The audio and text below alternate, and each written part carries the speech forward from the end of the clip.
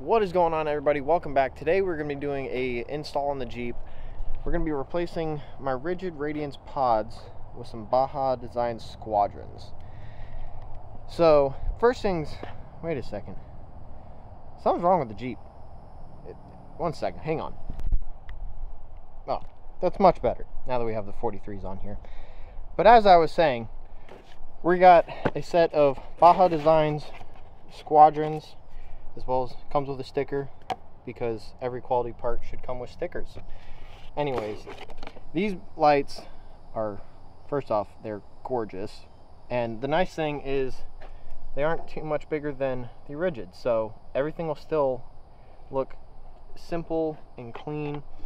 The one nice thing that I did with this kit is I went ahead and got the harness as well, because it wasn't too much more to buy 2 lights with a harness than it was just to buy the 2 lights itself.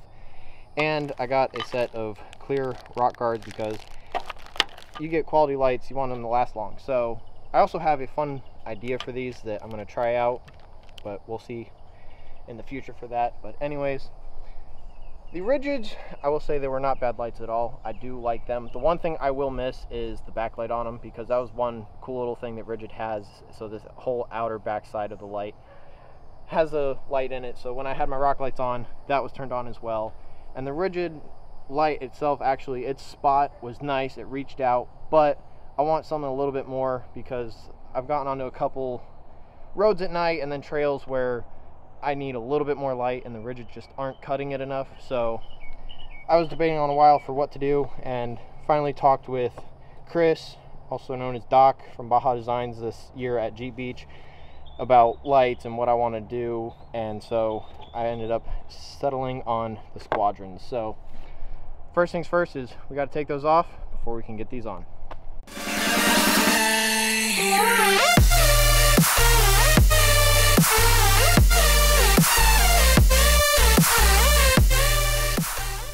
So as I had mentioned, in the package you get the harness, which is nice. It already has a fuse in line, a switch, and then your plugs for the opposite end of the lights.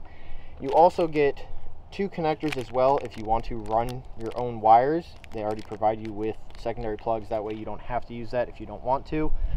But I'm going to go ahead and just take that, run it as far as I need to, and then just cut it, because I have an S-Pod, so it's going to make wiring and hooking everything up a lot simpler. So we're going to dive right in. We're going to first get these old lights unhooked from the S-Pod, get the wires run out, and then take those lights off so we can get the new ones put on. First things first with the S-Pod, super nice. Just pop the tabs off the side, lift it up. Now you have access. If you can't tell, there's a little bit of corrosion in my S-Pod, so my first switch doesn't work at all, which sucks, but it is what it is. So I still have 7 switches to work with, even though I'm running out of room. Ignore the rat's nest, it is what it is.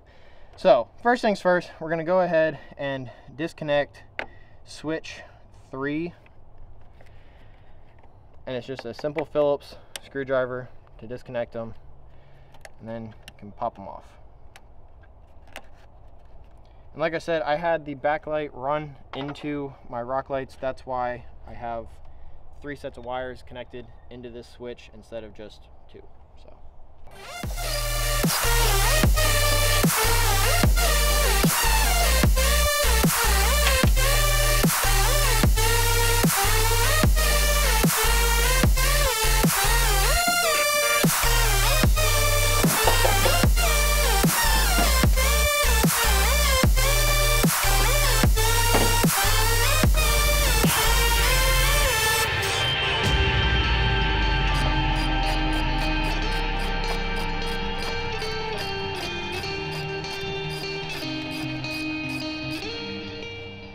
So, as you guys noticed with the rigids, I had them mounted straight to my cowling.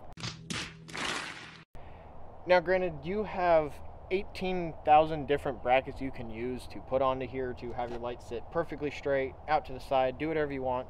But for the way I've had the rigids mounted, I want them to be the same with the Squadron, so I'm going to go straight to the cowling, and it's going to sit at just a slight angle off the Jeep instead of pointing straight forward, which I feel like is going to give me the best field of light that I need.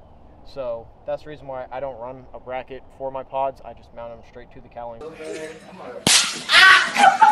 with the factory bolts.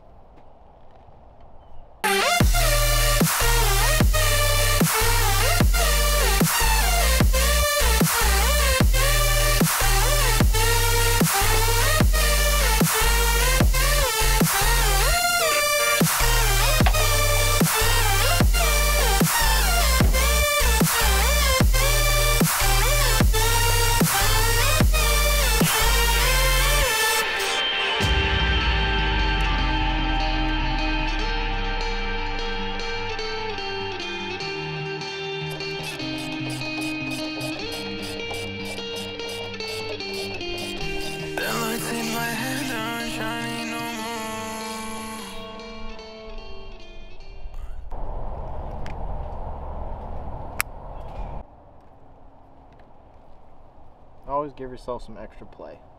It's easier to take wire away than add wire.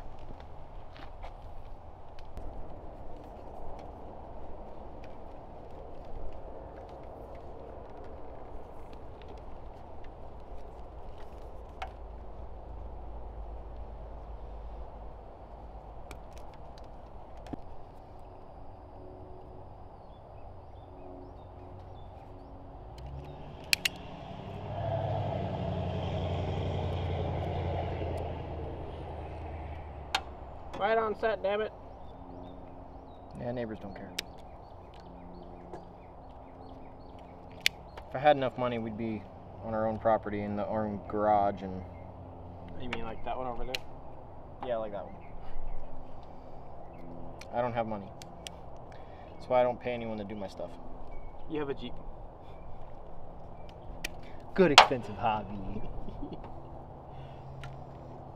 Oh, don't break it.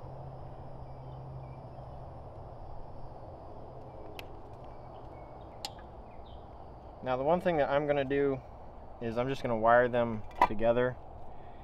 That way I don't have 4 different wires to connect. But it'll all work out the same because it'll all do the exact same.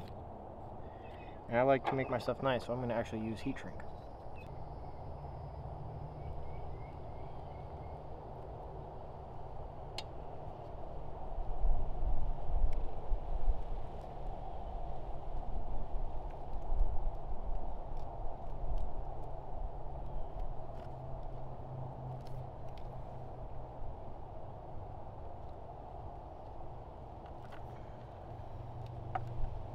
Always take your wire strippers, your connectors, and make sure you get a tight connection or that happens.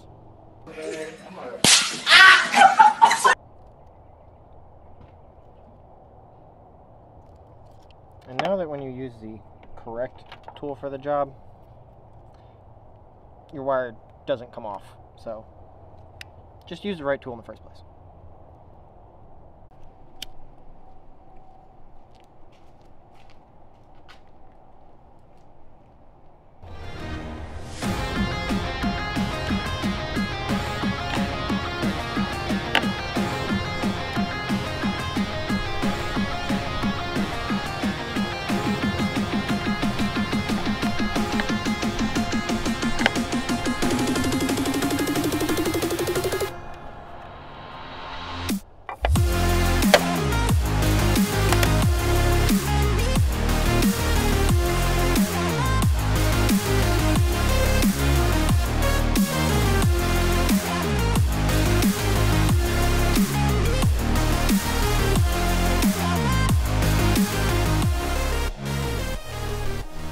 So that is basically going to wrap it up for this install. As you can tell, it's super straightforward and it's really not too complicated.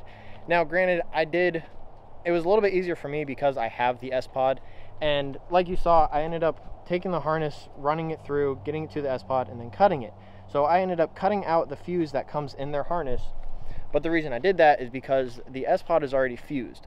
So if you don't have an S-Pod or some sort of switch panel and you're going to use just the switch inside the Jeep mounted somewhere, then you want to make sure you have that fuse in line between the battery connection and the lights. That way the fuse blows and nothing happens to your lights themselves.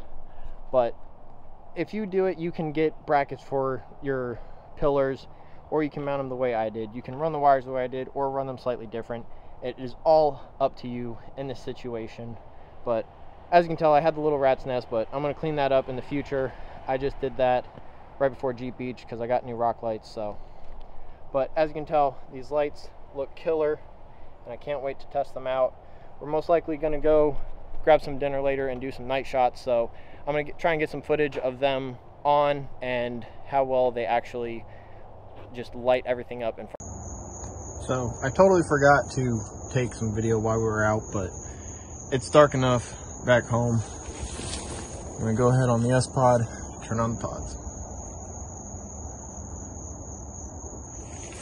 And as you guys can see with this driving combo, over here and here you have your two spots, which are the top 2 points on the squadrons, and then the low 2 your flood, and that's what lights everything up around the 2 spots.